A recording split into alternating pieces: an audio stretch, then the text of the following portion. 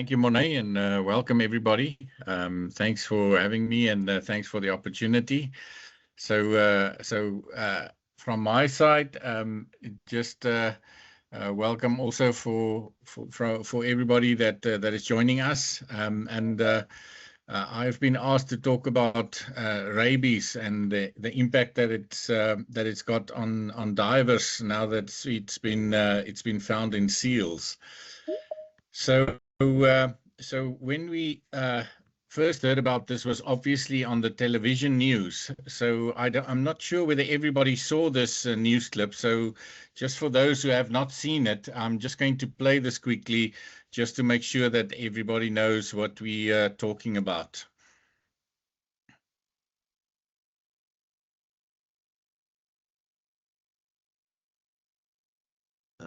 Sounds like the sound's not coming through, Jack. There's a sound not coming through. Let me just try and share it again. Okay.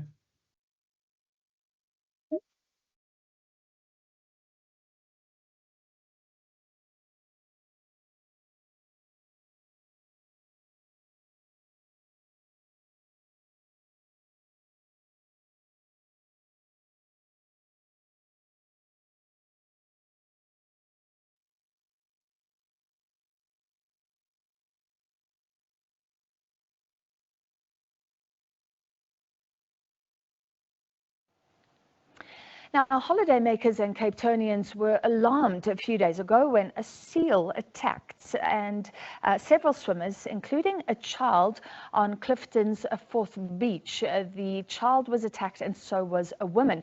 This was all captured on video, and if you haven't seen it, here's the video of the event that has been viewed with wide eyes on social media. So it starts with the seal has seemingly swimming happily, and then there you see the child being attacked and several people rushing to the child's aid.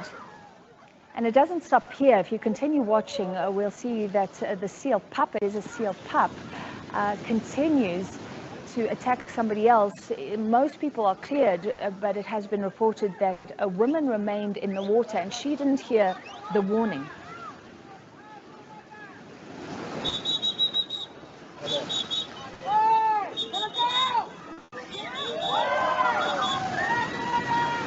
So this is when the seal attacked the woman. Oh my God.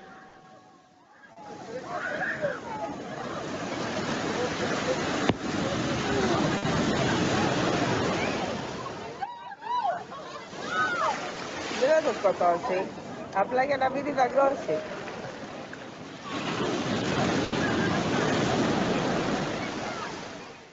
So to discuss, we're now joined. So that was the first time when we saw any strange behavior in seals, and then on the 7th of June, the outbreak was officially sort of launched, and City of Cape Town then urged the public to stay away from seals because of the rabies outbreak, and the Department of Health then issued an alert and confirming that there's rabies outbreak in the seals, and this was basically when all of this started.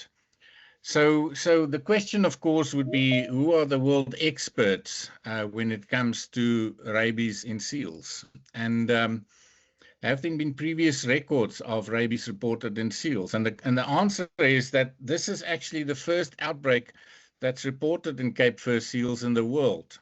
There's been one case reported of rabies in seals that was published in 1981, and that was in Norway. But never an outbreak like this. So we are literally making history here. This is new territory, and there are no experts regarding rabies transmission from seals to humans. So there's been no recording of human transmission from seals yet. So what we are trying to do here is to be sensible in what we are recommending, and to respond to this in a sensible way. So how did we come about this? So I received a phone call, Jack, hello, and so Monet said, "Hi Jack, Monet here. How are you? Good, thanks. What's up? Quick one. Can you do a webinar on rabies outbreak?" And of course I said, "This is not my field of expertise. You know, why are you asking me to do this?" And he says, "Well, because uh, of all the damn doctors, you're the one who most look like a seal." And so this is why I'm doing this webinar tonight, is because I look like a seal. So I'm by no means an expert, and there are no experts of rabies transmission between seals and divers. I just look like a seal. And of course, he saw me when I bit someone the previous week. So that's why I'm doing this this webinar. And so I have to recognize a lot of my colleagues. We actually had a webinar in our Department of Health and Wellness, and so we had a webinar with Prof. Lucille Bloomberg, Tamsin Lovelock, who's an infectious disease specialist in the hospital where I also work, Tygerberg Hospital, and then the state veterinarian, Laura Roberts, and the epidemiologist, Janine Bezuidenhout, Charlene Lawrence, who works very closely with us from the provincial CDC. We had this webinar where we discussed a lot of the issues and updated people with the status quo a few months ago. And a lot of the information that I'm giving you tonight is actually coming from this webinar that we had and coming from this update.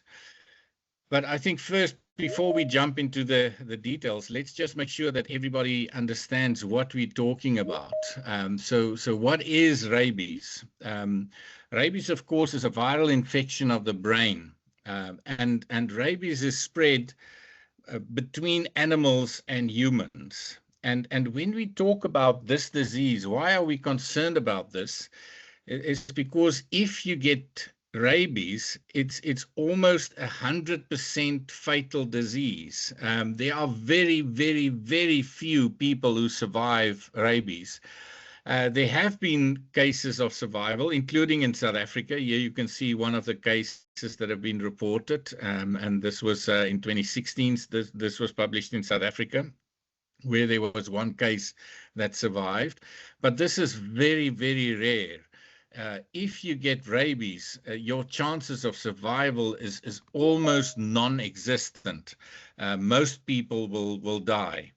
Now, of course, this is not a disease that is unknown in South Africa. If you look at just this year, and you look at the cases from 1 January 2024 to 31st of August 2024, we've had 185 laboratory confirmed animal cases. Now, of course, there might be many, many more, but 185 lab confirmed animal cases of rabies in South Africa and 7 lab confirmed human cases. All of them died this year.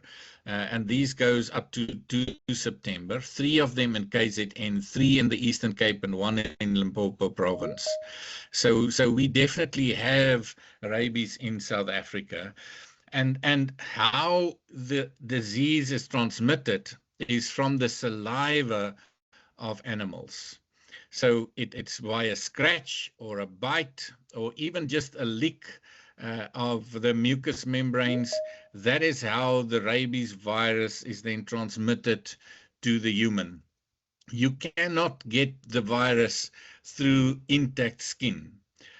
If you have a rabid animal and that animal dies and you eat the meat of that animal, you will not get rabies, interestingly enough. You do not get rabies if you have contact with the blood of an infected animal. You get it via the saliva of a rabid animal. Now, if you are concerned about getting rabies from seals, you should have been much more concerned actually about getting rabies from your own dog and your own cat. Dog rabies is human rabies in South Africa. That's where we get rabies. That is the most common source. That's where most people get rabies from in the South African context, and most are transmitted in that way. So just to show you how this happens, if you have a rabid animal, and this animal then bites a human being or bites you, this virus will then, via the saliva, enter the tissue of the person that has been bitten. And this virus will then replicate in the muscle tissue. And once it enters then the nerve in that area, then your ticket is booked. Then you're gone, because then the virus will then move up the nervous system all the way to the spinal cord. It will enter into the brain, where it causes the fatal encephalitis. There it can then obviously enter the salivary glands, where it can be spread to the next individual, obviously, as well. But once it enters the nervous system, then it is gone. So the issue is to stop the virus while it is still in the muscle tissue, etc., before it can enter the nerve. That is how we stop the rabies virus. Now, of course, if you are bitten in an area where you have a lot of nervous tissue, for instance, on the hands, if we just think of how blind people would read, for instance, with Braille, we've got a lot of nerve endings on our fingertips. So those areas have got a lot of nerve endings, and therefore the chances of transmitting the virus when you have got an injury in the hands is much higher than, for instance, on your thigh or some other fleshy area. On the face, you also have a lot of nerve endings and so forth. So this is how the virus is transmitted. Now, if you look at the statistics in South Africa, the reported rabies outbreaks, you can see this is now statistics from January 2014 to December 2023 in South Africa. You can see that there's a lot of rabies cases in KZN, the Eastern Cape, etc., and those are mostly in dogs. So how do you prevent yourself from getting rabies? The short answer is get your dog vaccinated. That's how you stop rabies in South Africa. Get your dog, get your cat vaccinated. And that's actually law in South Africa. You are legally obliged to have your animals vaccinated.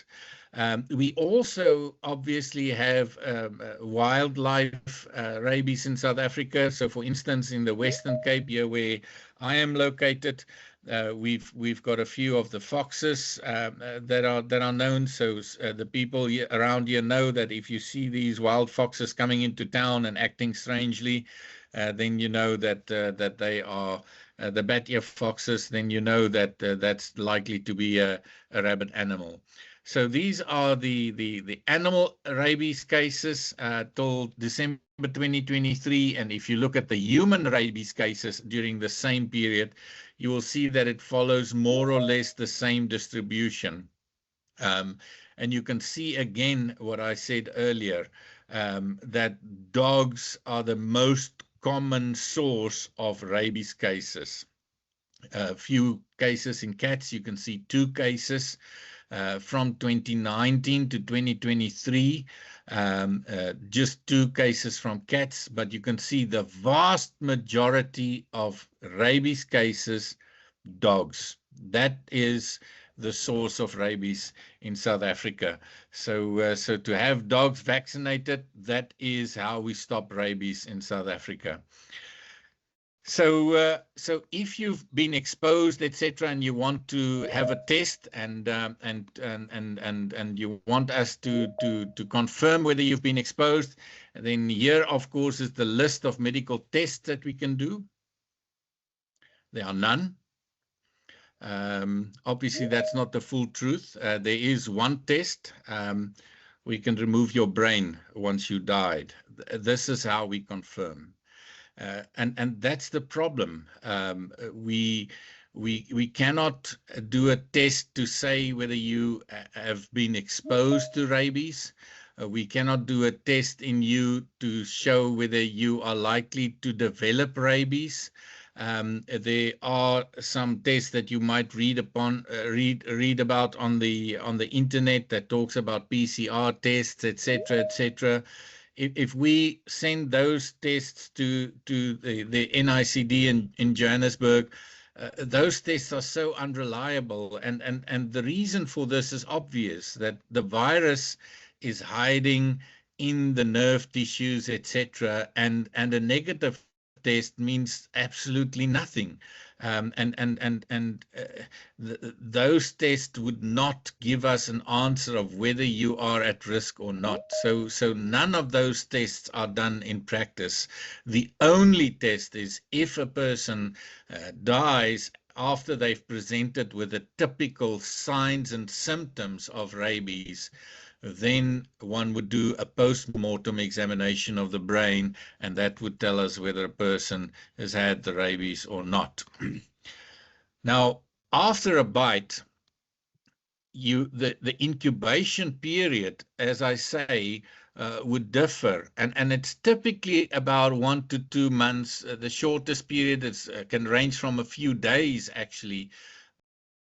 One would talk to about 1 to 3 months in humans, as short as 4 days, but there are cases that have been described as long as 6 years. And note that this is highly unusual, but there are cases described as long as 6 years after a bite, where a person then develops rabies after exposure. Now, as I say, this is dependent on the location and the severity of the wound and the amount of virus that have been introduced and so forth. Now, once you start getting ill, the symptoms are non-specific. You just start with a fever, a bit of a headache, and later on you start developing these neurological symptoms, paralysis, anxiety, insomnia, confusion, agitation. You start behaving abnormally, paranoia, hallucinations. And then one of the signs that most people would refer to is this hydrophobia, the fear of water. And eventually this progresses until you get totally delirious, you go into a coma and you die. And as we said, this has got close to 100% mortality. Most people will die if they contract this disease. Now, let me just show you what it looks like if you talk about this hydrophobia. I'm going to show you a few videos of rabies in humans. Viewer discretion is advised, obviously. So if you don't like looking at these sort of medical videos, then just look away for a moment.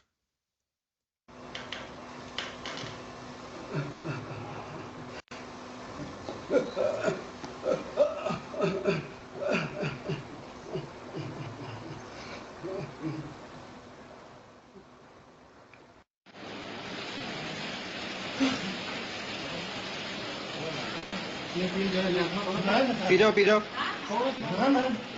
Vitthal काका पीवड़ाओ पानी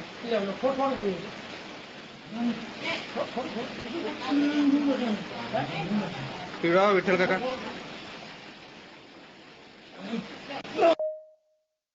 All right, so you can see the typical hydrophobia where the people don't want to get close to the water and they don't want to drink the water and so forth. Now, where do we start? And now that we know that rabies has been identified in the population of Cape fur seals where we are diving here in Cape Town and so forth. Obviously, if we're dealing with this type of fatal disease that could be a scare for people, I think the first place to start is that if you're a dive operator and you have somebody that is injured, dive operators should have a plan and a procedure in place. If you have a case where somebody is injured by a seal, you must have a procedure to say this is how we will immediately manage the case. So how do we deal with the wound care? How will we take care of the individual, and where will we take the individual? Who do we call? How will we get the person to where we need to take the person? Because as you know, sometimes when we go dive, especially here around Cape Town, we've got a lot of shore entries, and the person that has got the vehicle is still in the water, and the key is hidden somewhere, or is in a watertight bag with the person underwater. So what are the transport plans that everybody knows what that plan would be?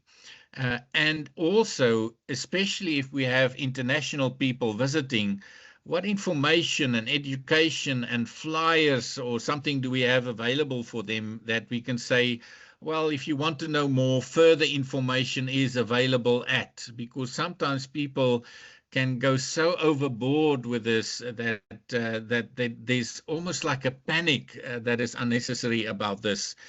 And that we can just give people appropriate information about this issue.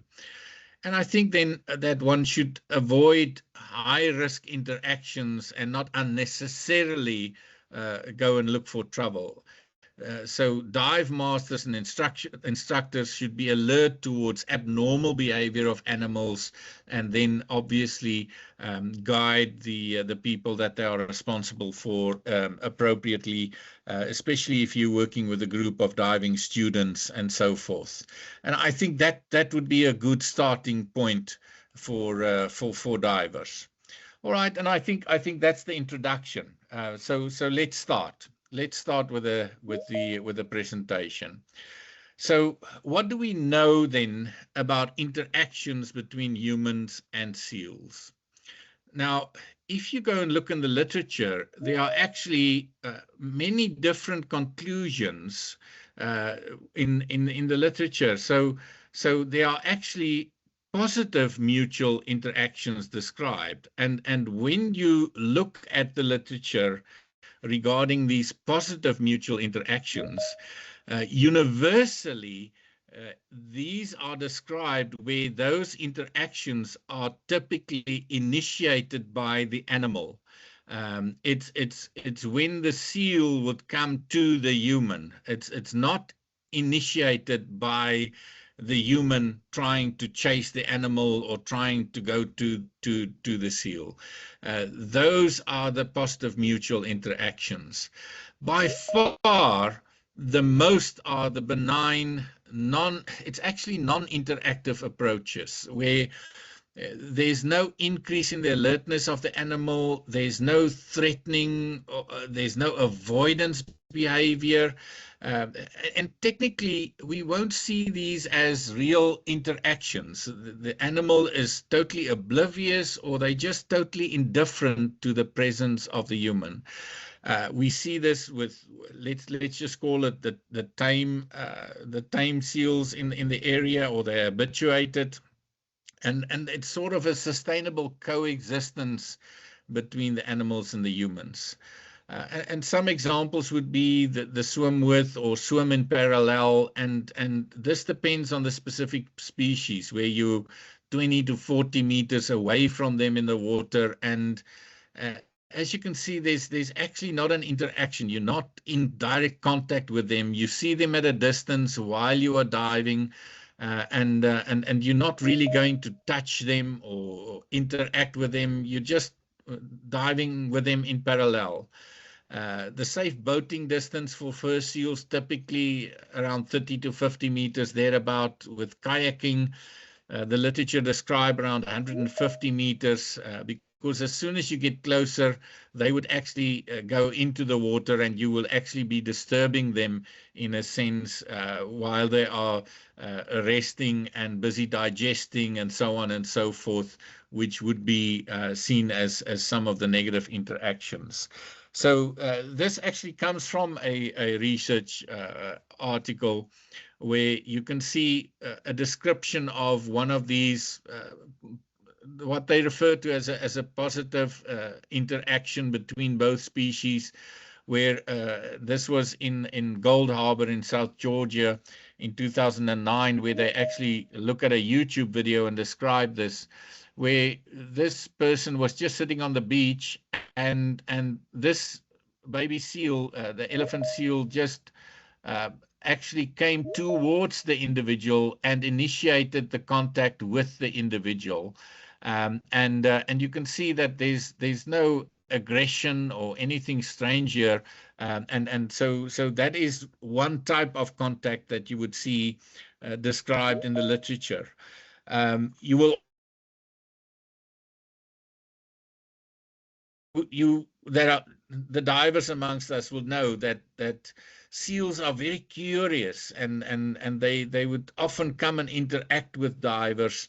And this type of interaction, in some places you've got seals that are well known and that come and have this type of interactions while you are diving, and these are the type of things that are of concern now that we know that there's rabies, and this is why people are asking these questions. But as you can see, this is the type of interaction that is then initiated by the seal, and if you watch this video, you would see this clearly, and just swimming in the area of a seal where they initiate this is seen as a neutral or a mutually positive interaction for both. Or as you can see in this photo, where there's no alertness, an increase in alertness in the animal, etc. The negative interaction can be obviously towards humans or towards the animal.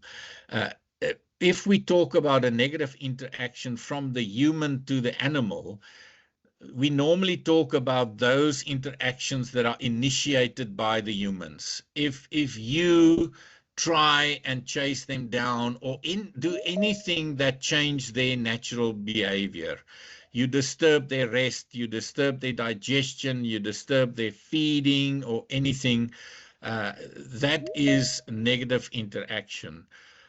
If you are normally near their breeding colonies, that would be negative because you might get between the young and so forth. Any use of speedboats, jet skis, etc., normally disturbs them quite significantly. And even if you come with something quiet like a kayak, if you get closer than 150 meters, you would see that will flush them into the water, unless they are very tame. But normally less than 150 meters, you would actually see that they would actually from land go into the water, which means that they've been disturbed, and that is seen as a negative interaction. Towards the humans, obviously, is when you see the aggressive behavior, and now the animal is acting abnormally. And of course, our concern, the topic of today, is if you have infections coming from the animal to the humans, like we've now talking about the recent report on rabies. And that is the topic of the discussion. So here you can see a seal that is just resting here, and a diver is coming up and trying to pet the seal underwater. This is not a normal interaction, and this should be seen as a negative interaction. Even though it might feel like this is just harmless, etc., this is something that should not be initiated by you as a diver. Leave the seals alone, don't approach them. If they come to you and they are just curious and just playful and etc., that is fine, that is normal behavior. but if you are going to chase them down, if you approach them, etc., that is not something that should be done underwater.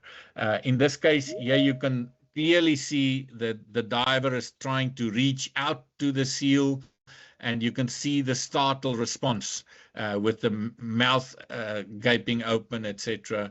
This is something that is abnormal behavior, and this is because the human is trying to initiate something here, and this should not be done. So coming back then to the rabies, there's obviously a number of confirmed cases of rabies in seals in the Western Cape. The first case actually came from a rabies that was identified in the dog of an owner, and this was quite strange actually, because we normally did not have a lot of rabies in dogs in the Western Cape. And so the state veterinarians were examining this and say, you know, where was this dog, and were they coming from another province or something? And the only thing that actually was linked in this case was that the owner of this dog often had walks on the beach, and that this dog was then bitten in the face by one of the seals. And so this was then the start and the investigation, and the investigation then revealed, when seals were then examined, that the seals tested positive for rabies, and then looking back to seal brains that were available in Pretoria, etc., that subsequent cases were then confirmed. And here you can see some of the cases, and this now goes back, you can see, to July this year. Since then, there's been some more cases that have been confirmed to be positive for rabies. Now, let's just quickly talk through an incident. Let's say somebody has been exposed to a seal that is then acting abnormally. What we would normally do from the medical point of view is, the context is obviously absolutely important.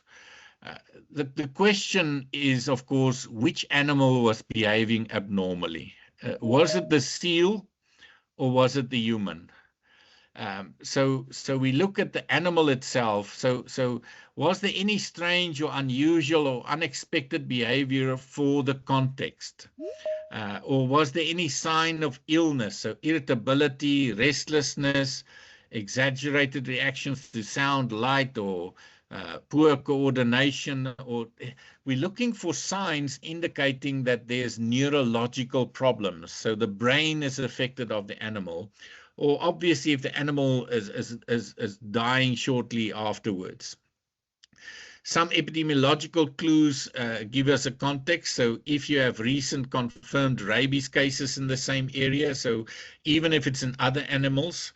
So in our context here, in the Western Cape, obviously, we now have a number of confirmed cases of rabies in seals. But the question is how far this is spread in other areas as well, and if we have rabies in other animals in the area, the question is whether it can be present in those species as well. And any unexplained neurological illness in animals in that area would give us a possible epidemiological link. So as you can see here, this is just some of the animals. It's not all of them, but you can see Cape fur seal is the one that's on the list over here. But even domestic animals, cattle, goats, dogs, horses, sheep, rabies can present in any of those animals as well, and can be transmitted by those animals. So what would be normal seal behavior? Remember that seals live in water. They are naturally agile in water, not on land. They have got relatively poor sight and limited mobility on land.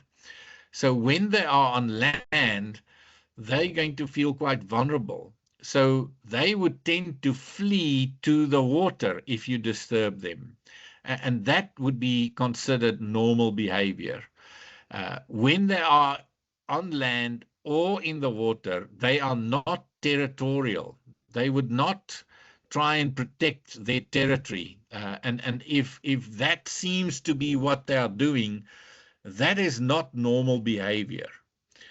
In the water, as we all know, they are curious, they are playful, if there's deeper water, etc. And they often come and they touching you and they nudging you, and that sort of contact is normal for a seal. But they are not aggressive. They do not come and attack you and bite you and scratch you, etc.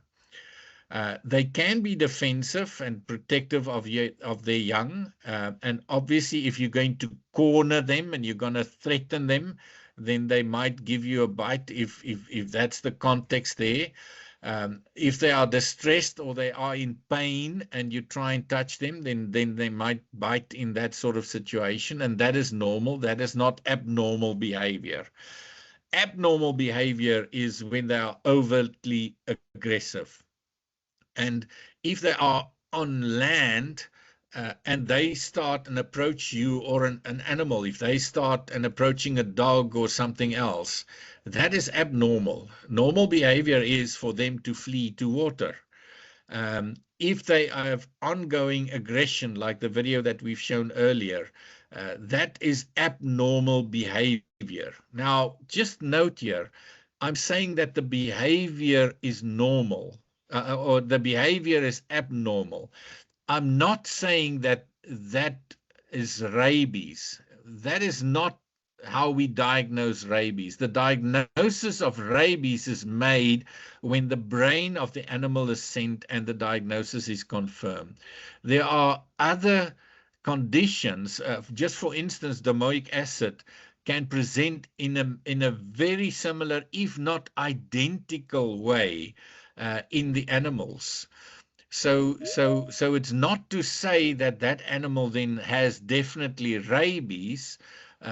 We just say that the animal is not behaving in a normal way. And therefore we would treat it with a high index of suspicion, and we would therefore react in a way that would ensure that we don't miss it in a case.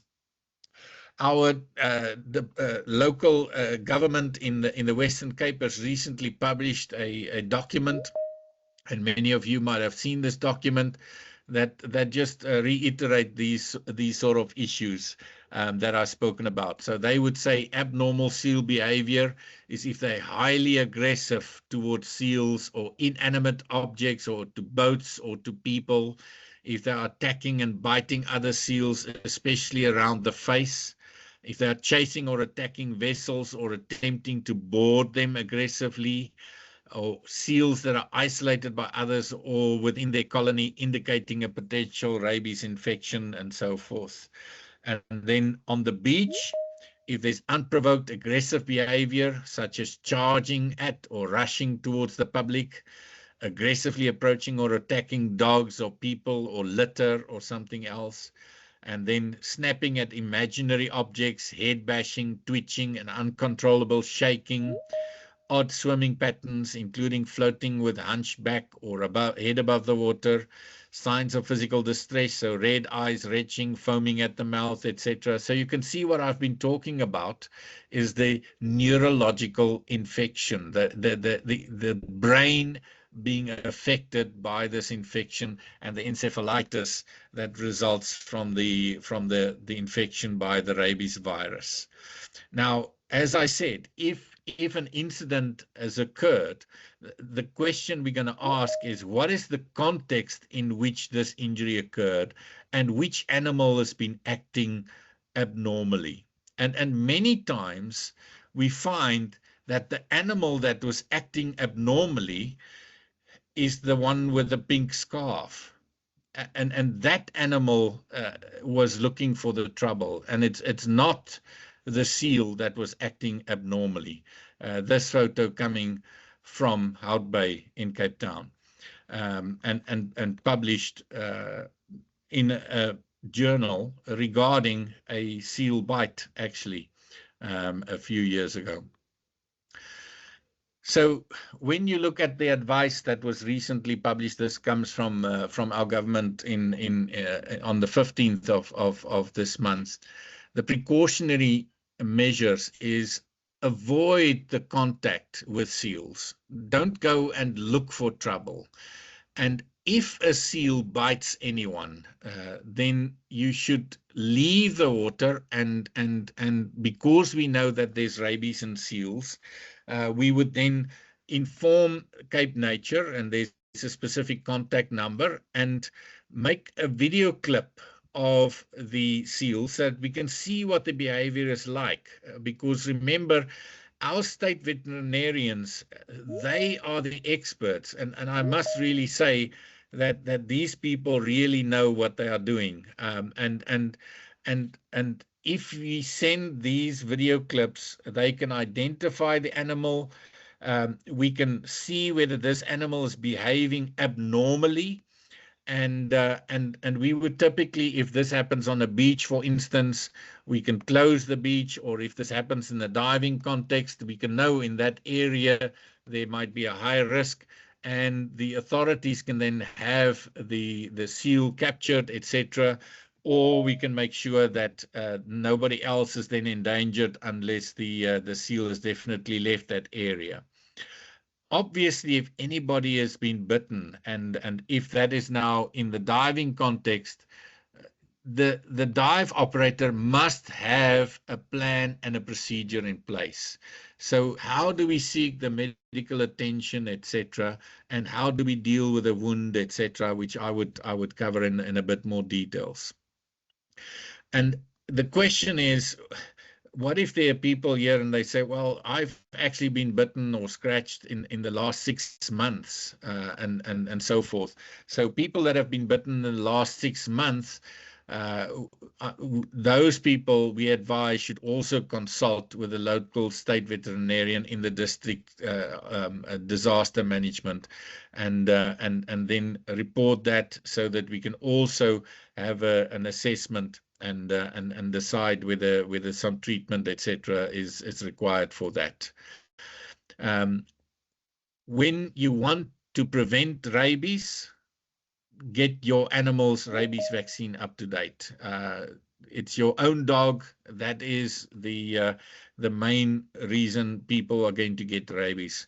So, and obviously, if you're going to walk on the beach, make sure that your own dog is kept on a leash, etc., because they might obviously also interact with the seals, etc., when you go to the beach and so on.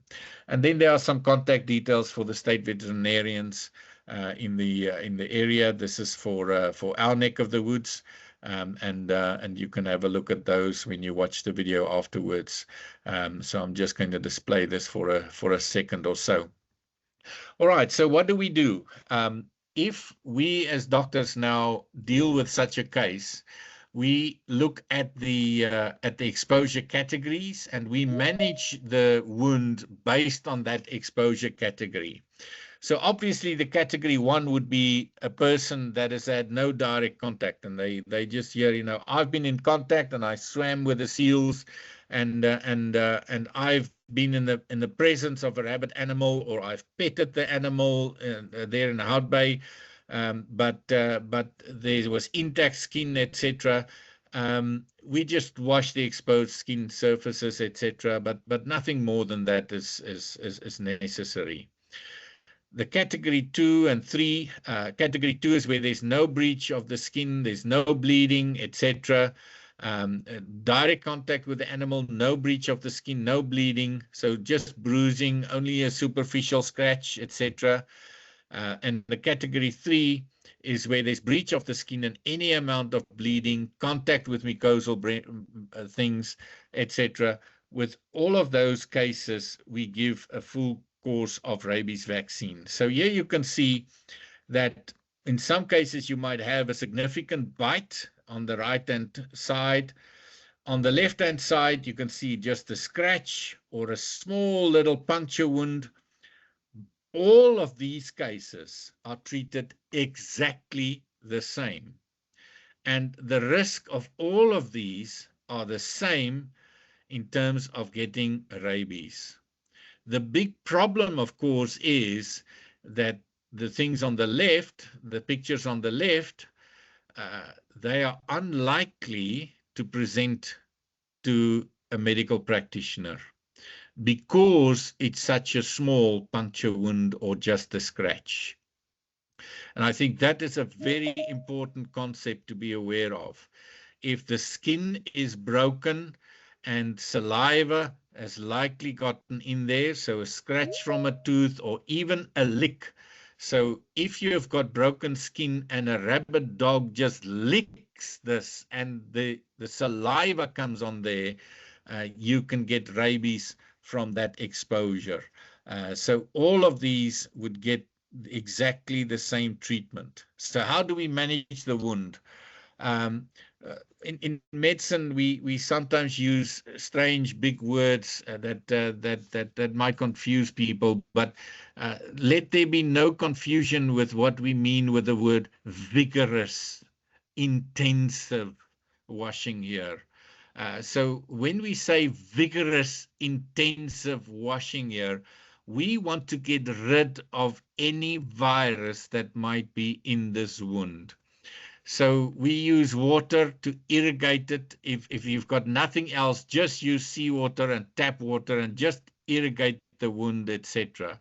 If you've got it available, we actually use a large syringe and 70% alcohol. I can't remember. I don't know whether you can remember back to COVID days when you did all the hand hygiene on a daily basis and you did the hand hygiene with the alcohol and you had that little scratch on your finger where the alcohol then went on there and it burned you. So you remember the burn that you got there? Hello. We want that 70% alcohol, and we want you to vigorously, intensively wash the wound with the alcohol, because that's going to kill the rabies virus. This is something that's going to burn, and it's going to be uncomfortable, and it's going to save your life. Iodine is also a very good virucidal. So we apply iodine in this as well. And so this is how we deal with a wound.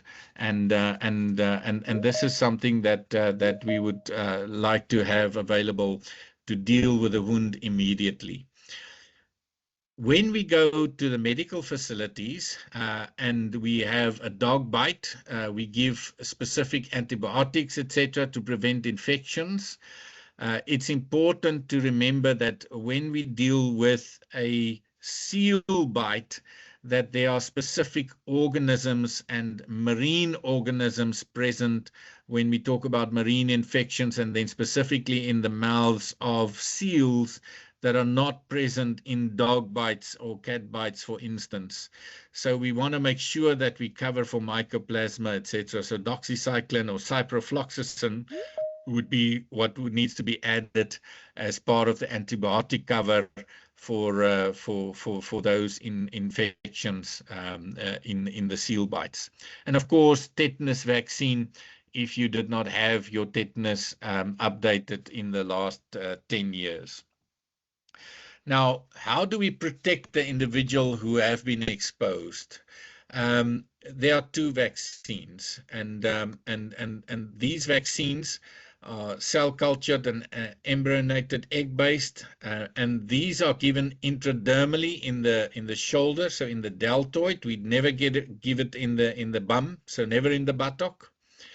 And they are safe and well tolerated. There are very few side effects. The main problem with these are that they are quite expensive. They are quite costly with some complex regimes. And the cold chain to get them and keep them in the fridge and making sure that they are kept correctly, etc.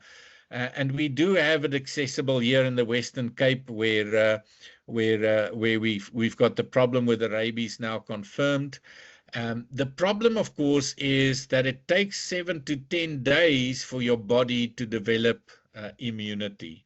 And the dose, of course, is we give 1 ampule for all ages. That is how we get you. But what happens in this first 7 to 10 days since we've given you the vaccine? And here you can see the rabies vaccine. During the first 7 to 10 days, we actually give you immunoglobulins. So what happens there is people who work in high-risk occupations like veterinarians, they receive a vaccination, or horses, etc. We give them a vaccine, and they then build up immunity, and then they donate their blood, their serum, and their antibodies, these immunoglobulins, then get concentrated in the laboratory. And we then use these antibodies, and this is then injected directly into the wound after a person has been injured. And that would give you the cover against the rabies for the first 7 to 10 days until you've built up your own antibodies.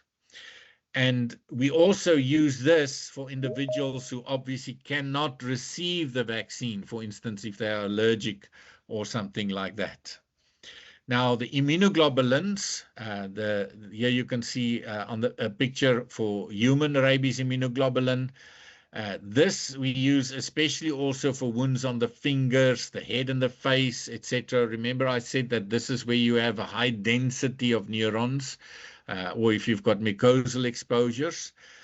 For human immunoglobulins, you can give a maximum of 20 international units per kilogram, and you can see the equine, the horse ones, 40, but note with the horses one, there's a possibility that you can get an allergic reaction. Now, when you give this, you give whatever you can fit into the wound. You don't have to give the maximum dose. You just give whatever is needed. But you have to give it in every wound. So you have to look very carefully. So if a person has been bitten on the left hand and the right hand and in the left foot, and you put your right foot in and your left foot out, and you sing all of that songs, you need to find each and every bite. And you say, what is the maximum dose that I've got? Because I need to divide this between all of these little sites, and then make sure that I inject all of these little sites, that everything is covered. We can use sedation for the individual. So for instance, if a child has been bitten, but you cannot use local anesthetic, and you cannot dilute this. So you have to make sure that you get each site, because if you miss one of the sites, that could be the site where the virus then enters the nerve ends at that point. So even a small puncture wound could be a problem if you miss it. So a very, very careful evaluation. For instance, if a person is very hairy, or if they're bitten in the face, and they've got a beard or something like me, then one needs to make sure that you find all the sites. Now, of course, this is the immunoglobulin. So this works immediately to bind the virus. And therefore, this must be given as soon as possible. This is not something where you say, I've done a night dive on Saturday evening, let me go to the doctor Monday morning. This is, I've received the bite on Saturday evening. This was a night dive, and I'm going to get this in the middle of the night. You get this as soon as possible. This is the immunoglobulin. All right, and here you can see how it's injected. This is an individual that has been bitten on the hand, and we take the injection and we actually inject this around the wound. All the wounds must be found to make sure that we divide this. And if it's only one small puncture wound, then we inject it around the wound to make sure that that area is covered. And if you've covered everything and you've got some left, you don't have to give everything. You just don't give more than the maximum dose. The problem is if you don't have enough and you've got many bites, and you've already given the maximum dose, then it becomes a problem. But you don't have to give everything. It's not like you have to give the full ampule, etc. Previous years, it was inject everything around the wound and then the rest you give the person in the bum. It's not the case anymore. Just some recommendations of how you interact with seals. As I said, do not initiate interactions. Just when you're in the water and you see a seal in the water when you dive, just remain calm and relaxed and let the seal choose whether to approach you or not. Do not chase them. Do not, if they swim away, just let them be. Touching seals and encouraging them to investigate you with their mouths and flippers, that's a bad idea. They may look like puppies, but they have sharp teeth and sharp nails in the flippers. Seal bites are very dangerous. Their mouths contain bacteria. It's resistant to antibiotics. And as we say, there can be serious and rapid consequences with rabies if you get a bite. So do not encourage them to investigate you, etc. And remember, these are wild animals. Do not influence their natural behaviors by teaching them bad habits. So don't feed them when you are underwater. Don't interact with them unnecessarily. Also, don't get between a seal and their escape route. So don't follow the seal up a gully and block their way to open water. And pay attention to their behavior and their body language. Their body language will tell you when they want to leave. Don't ignore the signs. And if they are acting strangely, don't ignore the strange behavior, etc. And if there is a bite or a scratch, remember to consider rabies, but not all bites needs a rabies prophylaxis. Remember that we're going to ask, how did this happen? And we want as much information regarding this incident as possible. And this is the most important component of the risk assessment. And remember, as we said, seals are not normally aggressive or territorial.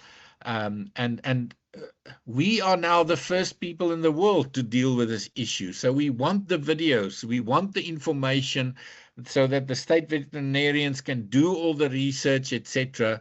And we are literally making history as we go now. So if we ever get, and we hope we do not, but if we get a case of human rabies from a seal, we want to know everything about how this happened. What did the seal do underwater? What was the behavior like, etc. Even if you don't get bitten, but there is a seal that happens to have rabies that you've dived with, send us the video that we can forward it to the state veterinarians, etc. This is all very, very important information that we can get as we research this further and further. And I think the other important thing is, if you are attacked by a seal, etc., remember that any breach of the skin is considered category 3.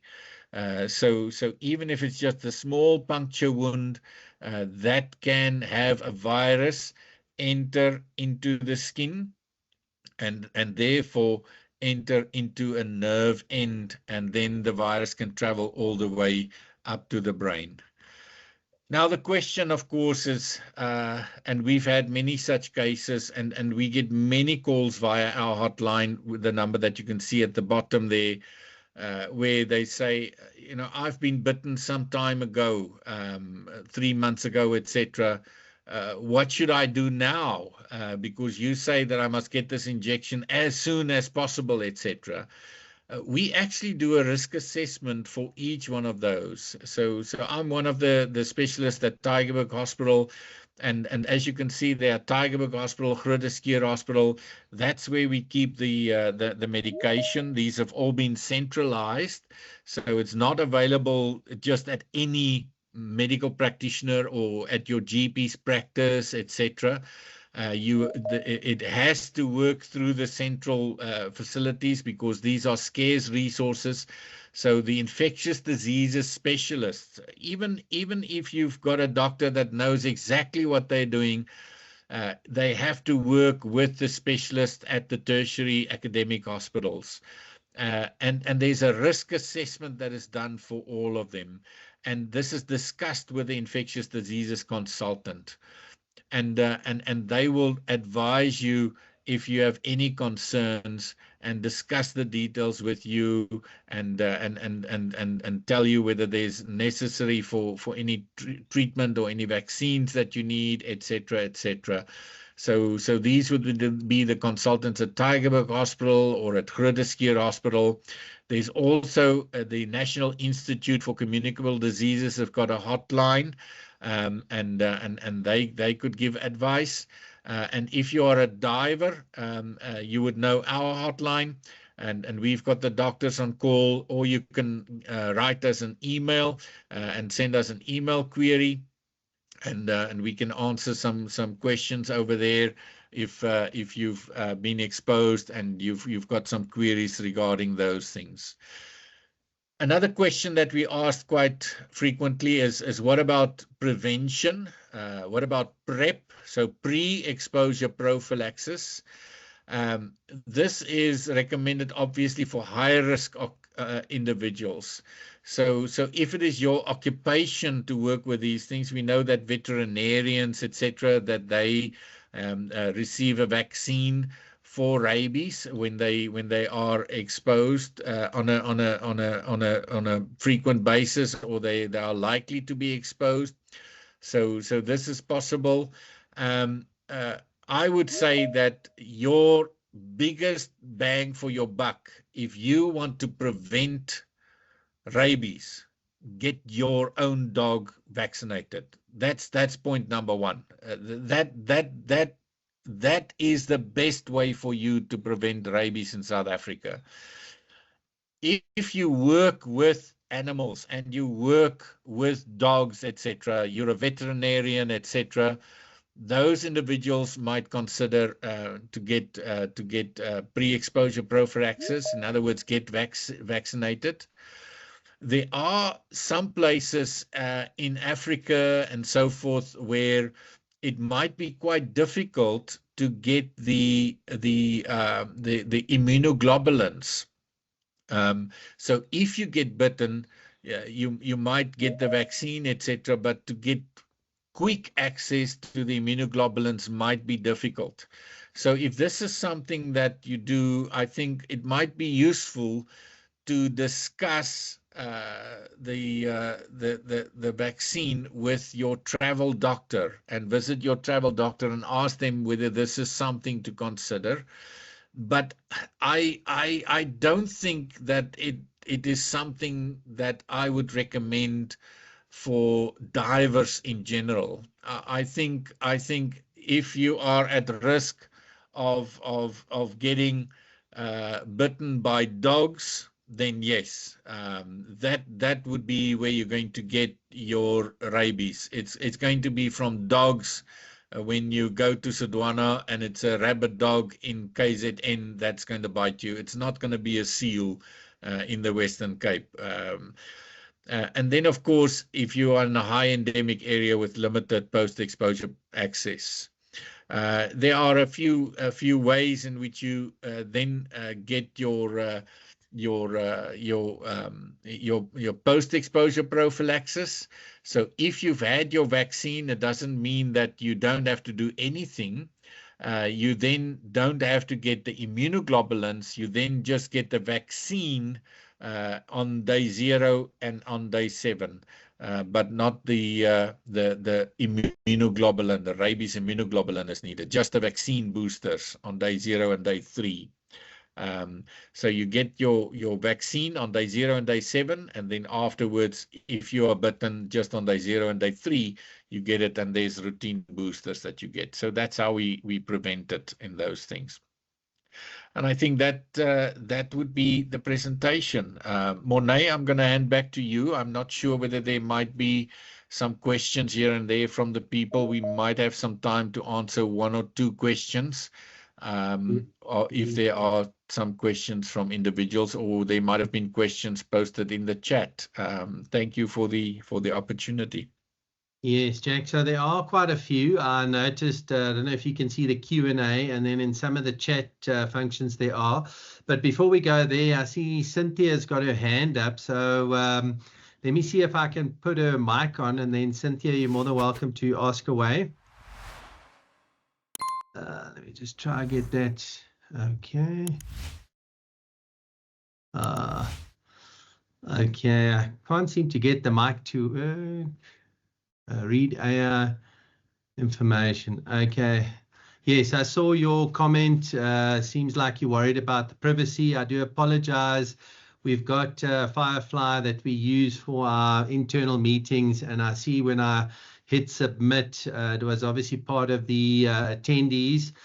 Whether you believe me or not, rest assured we take privacy very seriously at Dan. So I do apologize for including Firefly, but we're not going to hound you or anything. You'll just receive your follow-up mail from what you call it, Teams tomorrow, with the replay link and some of the resources that Jack spoke of. I might just email you in the next week or so that you have it, but that's kind of the extent of it. So maybe let's jump into the Q&A, Jack. I don't know if you have access to that, but we got Risa here. How available is the immunoglobulin and the cost? I think you've kind of addressed that, but I don't know if you want to talk to that again. Yeah, so we do have it available, but it's a limited resource. It's not like we can just fool around with it. And that's why we've centralized it. So there have been cases where we've previously had a decentralized approach, and there have been private practitioners who've seen their patients, and then they've given it to individuals where the risk of rabies was actually very, very low, and we actually saw after the news broke that that there was actually a wastage, and that there was a risk of us not having enough for people who would actually need it.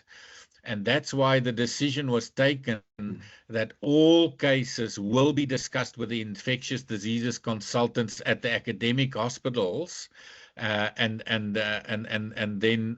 it would be distributed from there.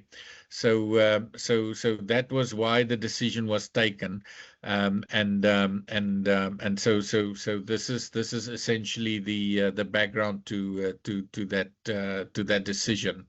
Now, the actual immunoglobulins are kept at strategic positions within the Western Cape. I cannot speak on behalf of the other provinces, because obviously I work for Department of Health and Wellness Western Cape. But so we've got a specific plan in place for this outbreak, and there are meetings held in a multidisciplinary way. I mean, it's not Department of Health and Wellness responding to this.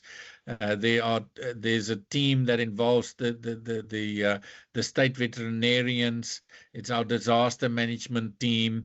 It's Department of Health and Wellness, and I mean the infectious diseases specialist. It's a whole team response. And so the immunoglobulins are kept at strategic points. The discussion is had then with the specialist, and they would then give the okay for the release at that point. So it's not like it necessarily comes from Tygerberg Hospital. The discussion is at that level, but it is available at other places as well. Okay. So the cost, I'm not 100% sure. You know, that's the difficulty with working at a tertiary facility. But I'll have to defer to some of my colleagues there. I think we've had a few cases via Dan that we had some of the divers that were injured, and I want to say it's somewhere in the region of 6,000 rand, if I remember correctly. Monet, I'm not 100% sure, but I think it's in the region of 6,000 rand, thereabouts. Yeah. So there have And been a lot of... you need more than one, of course. I mean, it's not just a once-off. So you need the vaccine.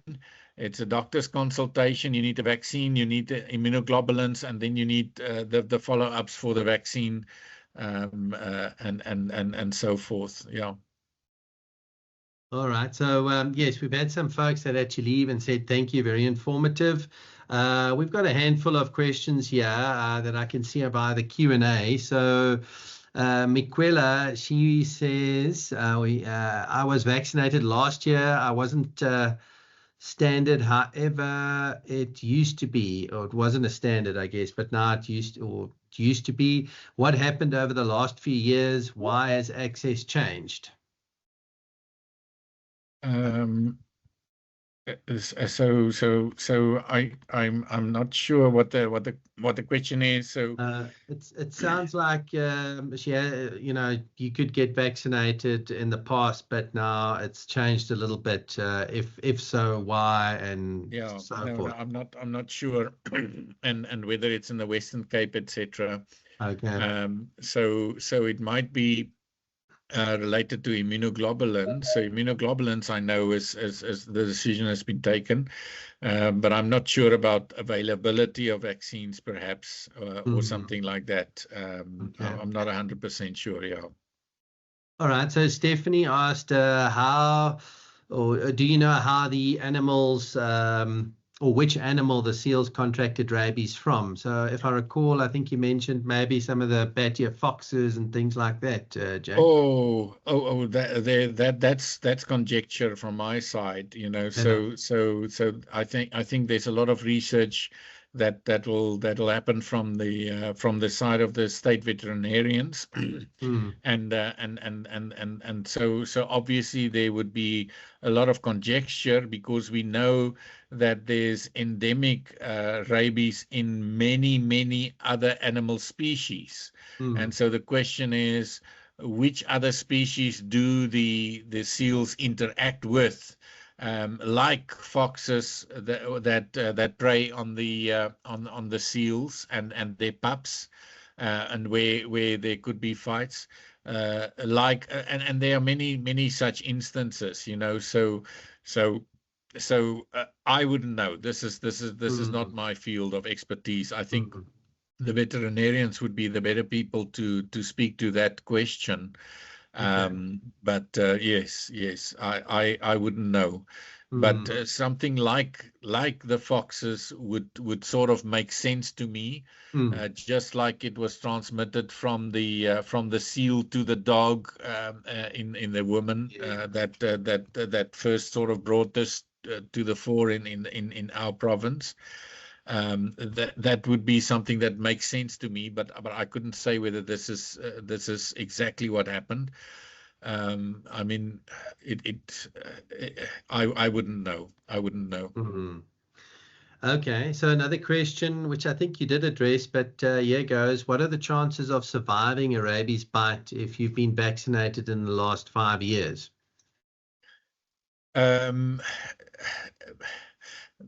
That's difficult to say.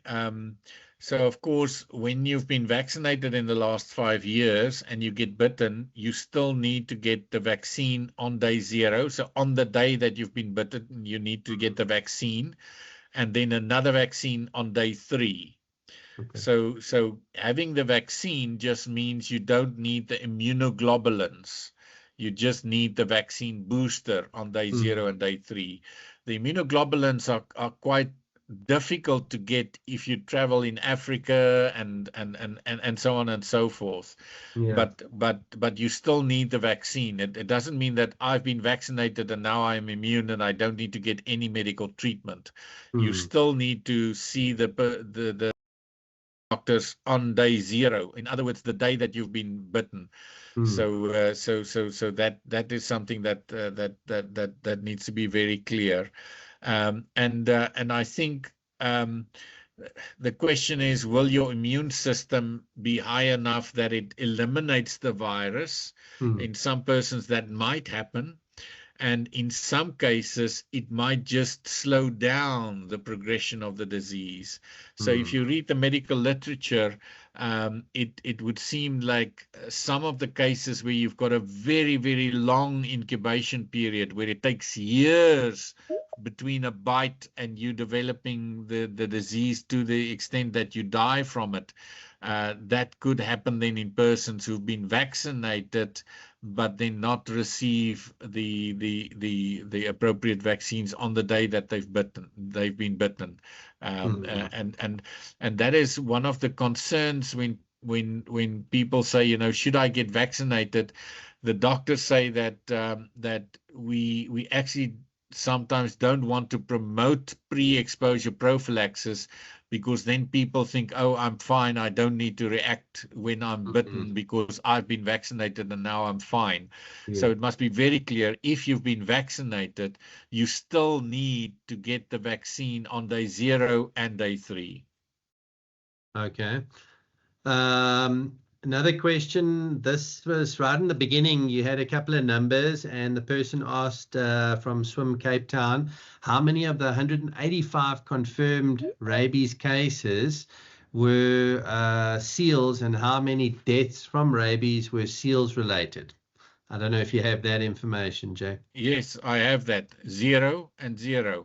Okay. All so right. 185 were 2 were cats, and I think a few were 2 were wild animals, and then a few were unknown, and the rest were all of them were dogs. And that's why I say, if you're scared about rabies, and if you think you're going to get rabies, vaccinate your dog. That's how you stop. That's how you stop rabies. If we want to stop rabies, we need to get dogs vaccinated. That is how we stop rabies. It's in dogs. Yeah. Dog rabies is human rabies. That's right. the bottom line. So next question, rabies is fatal to humans, but is it fatal for seals? Yes, yeah. So it would be. The main problem is that it's transmitted to the next generation before death. You know, so the thought was initially that it would kill the seals that have got rabies before they can transmit it. So it's not a worry. There's a few seals that have got rabies, and they would die out and not spread it any further. And that's what some of us thought. Obviously, the veterinarians are much more clever than us, because they've been dealing with this in animals much longer, and they know us doctors are too hopeful that we're not going to see this. So now we know better, you know. So it seems to now be endemic. And again, I'm not an expert in animal rabies. The reason why we think this way is we think as humans, and the way that we don't see it endemic in humans is because we don't go and bite each other. But the animals actually, they actually spread it. They bite and they lick each other, etc. And that's how it spreads from the one animal to the next. So, okay, well, thanks for that. Another question is, how frequently do you need to vaccinate your pets for rabies? And what happens if they get bitten but have been vaccinated? You know, so I don't know. I don't know if that. So there might be state veterinarians, and I see as a Terran on here. So can Terran, you might be able to unmute Taryn, and she might be able to say, but it's before they are 10 weeks out or old or something, and then yeah. So Taryn, you might be able. Hi, can you hear me? Yes, Taryn. Thank you for rescuing me. No, it's a pleasure. So I'm in the animal health industry. So your dogs and cats should be vaccinated from the age of 12 weeks against rabies. Yes. And then again from anywhere from 26 weeks onwards, and then an annual booster. Depending on the brand of vaccine they get and the way it is registered in South Africa, some vaccines are registered as annual vaccination, and some vaccines are registered as 3-year annual vaccination, depending on the immunity and that the vaccine gives. Legally, in some provinces in South Africa, specifically KZN and probably more the Eastern Cape now, you are looking at annual vaccination, just because of the amount of rabies cases in these two provinces that we have seen. So ensuring that your pets' vaccinations are up to date is very, very important.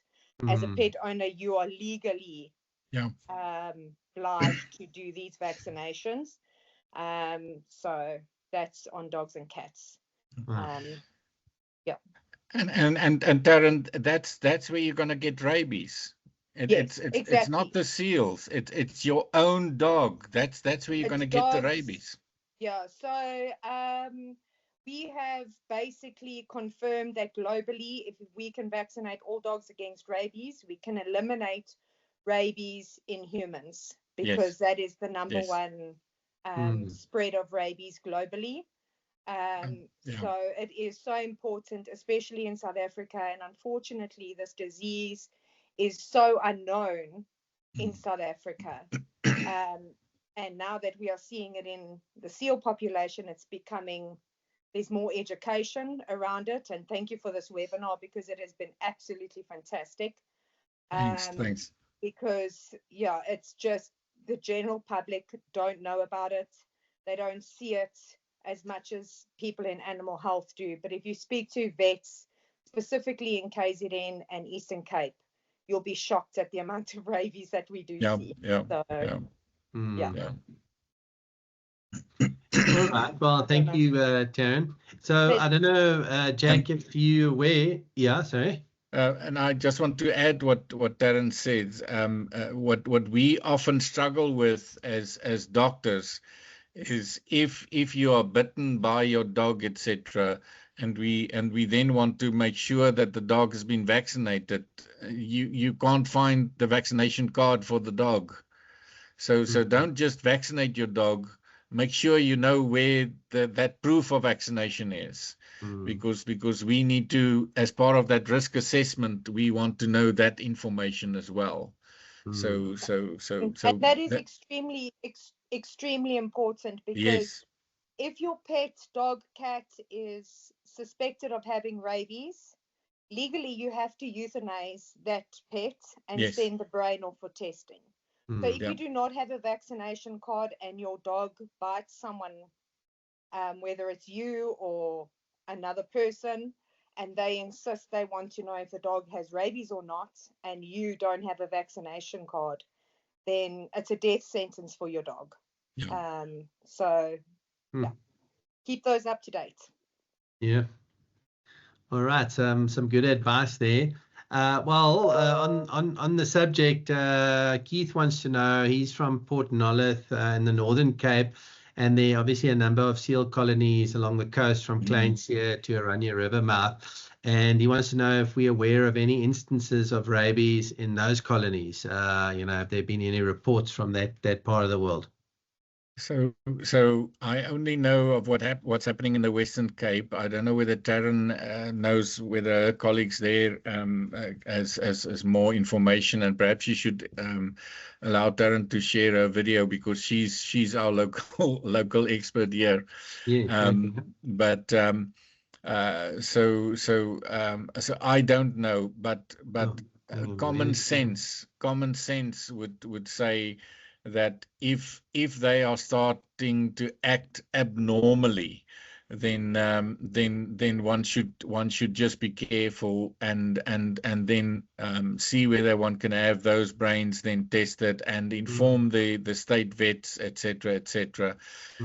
So here there was somebody, Creel, that just answered that there was the West Coast has rabies confirmed from Kleinsee to Alexander Bay. So somebody is just confirmed here. So apparently yes. So that is the case. There's been questions, that if it is the for instance the seals don't have as much saliva in their mouths, and they feed on wet fish, and it's not like a dog that has got a lot of saliva. So can you really get rabies from a seal like you can get it from a dog, etc.? My answer is that the case that initiated all of this seems to be a seal that has bitten a dog. And if that was how the transmission has happened, then exactly the same can happen from a seal to a human. And therefore, the way in which we deal with this as doctors is that we will not take any chances. And we've got rabies confirmed by our veterinary colleagues, and therefore we think it is a high risk. We have not had a case yet, but we will not take any chances. We will deal with it. And how do we deal with it? And nobody knows how.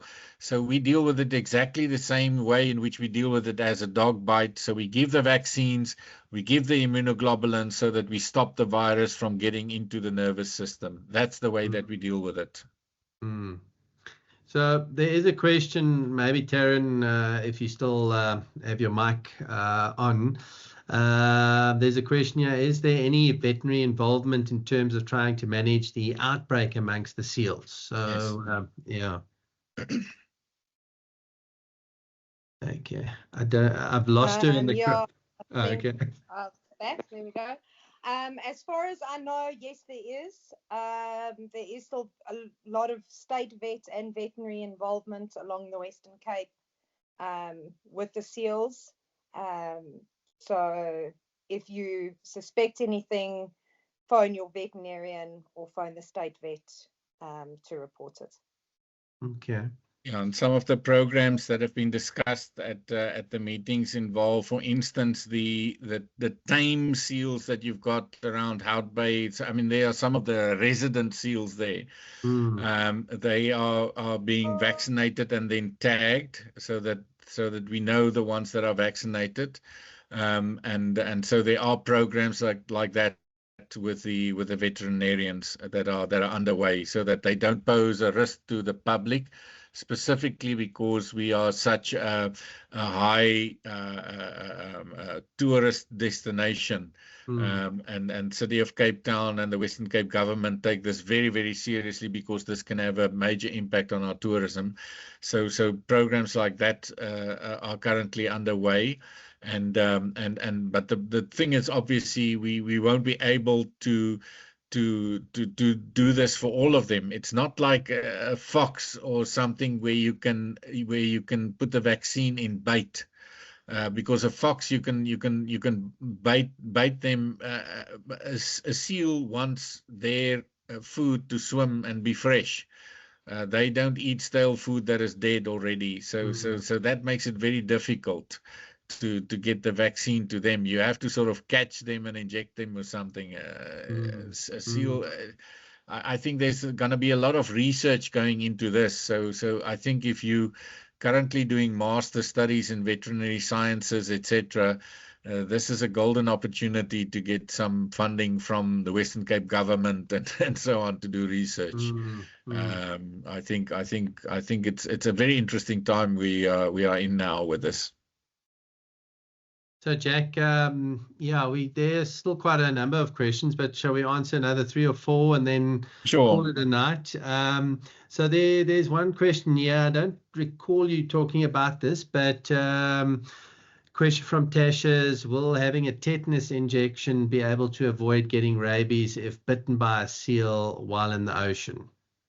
And the short answer is no. So tetanus is a specific type of organism, and rabies is a virus that is different to tetanus. So it's like, will I be protected from chickenpox if I get a measles vaccine? The answer is no. The measles vaccine only protects you against measles and so on. So each vaccine, so the tetanus vaccine protects you against tetanus. The rabies vaccine protects you against rabies. Each one.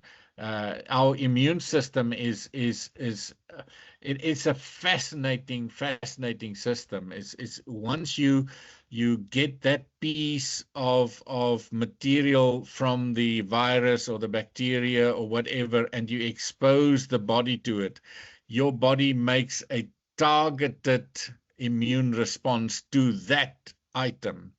And therefore, if I give you a vaccine against tetanus, your body will react to tetanus specifically and not necessarily to rabies. So no, it won't protect you if you've had the one and not the other. Okay. So I just saw a new question come through from Johan. He wants to know, what about the baboons in Simonstown? So I think, yeah. So I not my field, and I don't know whether there's a rabies outbreak in the baboons, and whether there's something there. But certainly, if a baboon acts strangely and attacks me, I would definitely then go for my rabies vaccine and so forth. I would not ignore that. Just like any dog or something, even if it is a tame dog in your house and you cannot show me your dog's vaccines, and that your dog's been vaccinated, I'm going to say, I want to know. And your dog's brain is going to go to Onderstepoort in Pretoria. All right. I think let's close off with this last question. I'm looking through all the questions, and I think we've addressed quite a lot of the bits and pieces, but the last one, is there any hope of eradicating rabies amongst the seal populations? So I believe that there's always hope. I think probably not in the short term. And the hope will obviously lie in vaccinating to make sure that there are some of the seals that are immune and that they will not be able to contract it, while those that do have rabies, they would actually get the disease and they would die out. Now, the question would be, how do we get some of the population vaccinated so that they are safe? I think that's going to be the question. And as I say, you cannot put it in bait for the seals, because they won't eat a vaccine that is lying in a dead fish, for instance. It's going to be some innovation that's required. Are you going to run around and then just shoot them with a harpoon or something? Well, how do you then tag them and know that these are the ones that have been vaccinated and these ones are not?